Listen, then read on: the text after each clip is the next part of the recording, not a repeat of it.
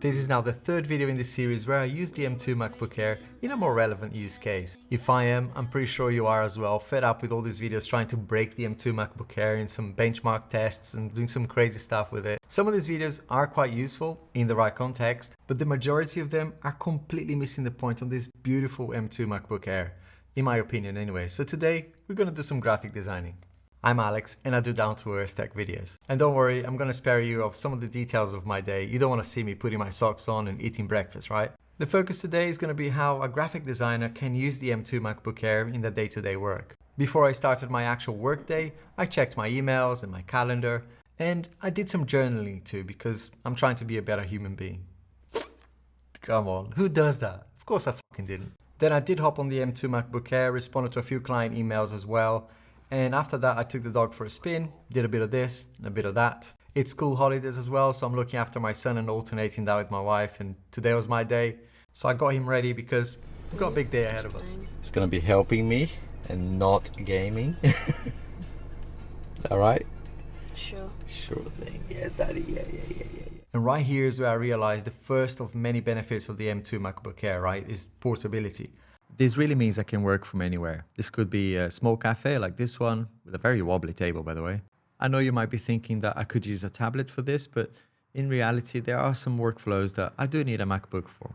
I do come from a time where laptops were, 17 inches and weighed a ton, so anything is light today. But come on, this is on a completely different level when it comes to portability. It does feel a bit like it's gonna break, right, because it's so thin and so light, but at the same time, it's a powerhouse when it comes to multitasking and doing some day-to-day stuff that you're gonna see in this video. The M2 MacBook Air has a decent battery life and I charge my laptops overnight anyway, so I didn't really have to take the charger with me. Drive you crazy. I really wish I knew how to vlog. This is so awkward. Right, let's go to the studio.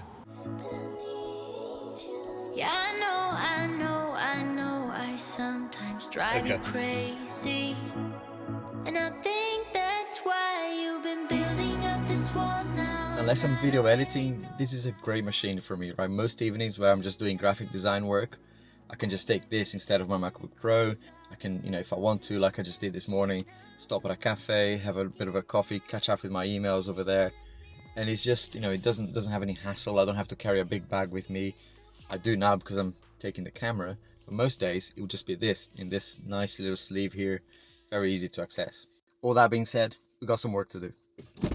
Once we got here to the studio, I did some admin work, and at about 9:30, I did a little bit of browsing online just to get some inspiration for our client project. I'm working with the amazing people at Insta360. They sent me these incredible cameras to test it out and do a video about it eventually. And I gotta do some graphic work to help promote it. By the way, before you destroy me in the comments, I'm not a full-time graphic designer, but running this YouTube channel and treating it like a business means I have to be many things at the same time, right? Like many other creators, including being a graphic designer. So I spent some time getting some inspiration online using quite a few tabs in Chrome, about 10, 15, sometimes up to 18, 20. And despite what some people were saying about the M2 MacBook Air being slower than the M1 and, almost killing the laptop before it was even launched. And listen, I get that, right? That's how YouTube works sometimes. And to generate views, there's a level of sensationalism that sometimes we've got to do. In this instance, I chose to wait because when it comes to MacBooks, Apple have been always quite hard to beat. I'm also really happy with the upgrade that I went for. This is the 16 gig RAM and the 256 gig SSD. But it's been such a great choice for me, especially when it comes to multitasking. And if you're a student, by the way, you can check out the day in the life of a student video that I did, which again, showed that the 16 gig RAM was the right upgrade as well, depending on the situation. And sure, there were lots of times during the day that I wasn't actually using all of the 16 gig or even nowhere near close to that. But it's really nice to have the 16 gig of RAM when I get busy, and sometimes I really do. Typically in a really busy day, I'm gonna be using Lightroom, Photoshop, but I also use Canva. I like using Canva online, especially when I'm pushed for time. This is not a sponsored video, by the way. I just really like them. Especially when you're not feeling like coming up with your own design, they have some great ideas and templates to choose from and get you sort of inspired. I know I'm using Illustrator here for the video, but I'll be very transparent with you. I only know very basic concepts of Illustrator, but I thought, I wanted to run it alongside Photoshop in Lightroom, so, it gives you a feel for multitasking capabilities here. And as you can see, with about 15 tabs in Chrome and all of these Adobe apps open, The memory was up to 11, sometimes 12 gig of RAM. And that's just having them open, right? Not actually busy exporting or anything. So I took a few shots of the Insta360 cameras and did a couple of posts, some Instagram reels as well. And now well into my morning, it was time for some client meetings. I use Zoom, Slack and Microsoft Teams like most people. And to be honest with you, I typically use my actual camera for this. But in the spirit of keeping this video relevant to most people, I use the built-in camera of the MacBook Air. A temperature check and a memory check after those calls showed no sign of overheating. The MacBook Air is just chugging along nicely. After my client calls, it was time to check in with my messages, do a bit more emailing as well before heading out to lunch. After lunch, there was a bit of time left to chill, so I played some light games using GeForce Now, which if you don't know, it's a cloud service for gaming. It's actually quite rare that I play games during the day, but I thought I'd include it because I know that might be important to you. I watched a couple of YouTube videos as well, and before getting back to work, I checked Twitter and it was great to see all these lovely people saying hi. After that, a quick check on my Instagram posts, for whatever that's worth. I know they're changing to a video platform effectively, right, like TikTok, but I do post a lot of pictures on Instagram anyway because, its sponsors do look at that stuff. And every now and then I do post some fun reels over there that you might not see on my YouTube channel. And I give away some stuff as well over there, so it might be worth a follow. That was quite smooth, right? That was a long way of saying, follow me on Instagram. Anyway, I chose this day to do this video because I was uploading a video to YouTube, and that's usually when I'm really busy with graphic work. There wasn't much time left in the day and I had to crack on with the work, but before I go into the next session, just a quick reminder to like this video if you're enjoying it so far. As a small channel, it's really tricky to get recommended on YouTube, so your interactions really matter. And if you like my stuff, it would be awesome if you subscribe to the channel as well. And the benefit to you is that I am here at least once a week these days with a new sort of down-to-earth tech video for you. Once the video was uploaded to YouTube, it's a massive relief, but the work doesn't end there. So I spent some time responding to comments and then got straight back to taking some more shots for my Insta360 promo.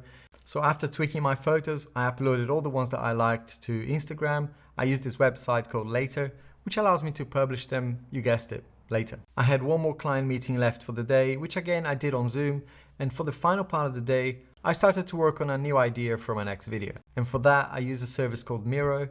They have loads of templates as well to choose from. I think it's a great tool for not only visualizing your ideas, but giving them some structure. It makes my writing and the whole creative process a lot easier for me to do later on. And if you're working with a team of people that are not in the same space as you, this is a great collaboration tool as well. After all that work, it was time for me to be a dad for a little bit. So we drove to a cricket match.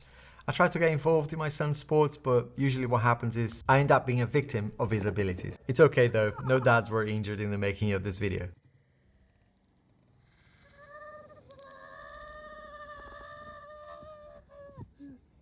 In the evening, after catching up with my family, I typically go back online at about 9-10 p.m. And even though it's the evening time and I'm usually relaxing, I'm still doing a bit of multitasking, right? I'm writing scripts sometimes and watching YouTube videos at the same time.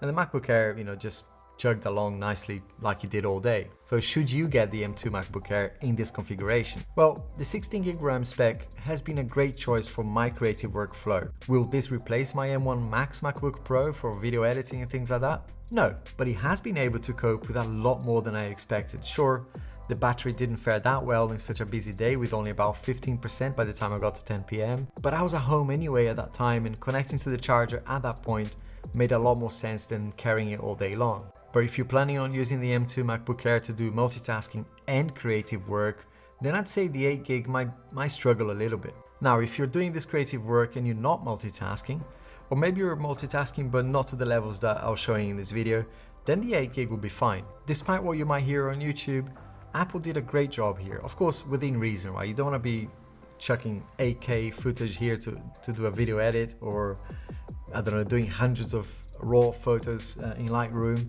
But I was able to load and edit 40 pictures in raw format in Lightroom without any issues at all. What about storage on the M2 MacBook Air? Well, with storage there's always workarounds, like the one I shared in this video here, where I delve into a lot more detail of the storage side of things. And the great people on YouTube reckon that you're gonna like this playlist I've done over here. I have nearly 200 videos now on the channel, so I hope there's one there that you like. Hope to see you there.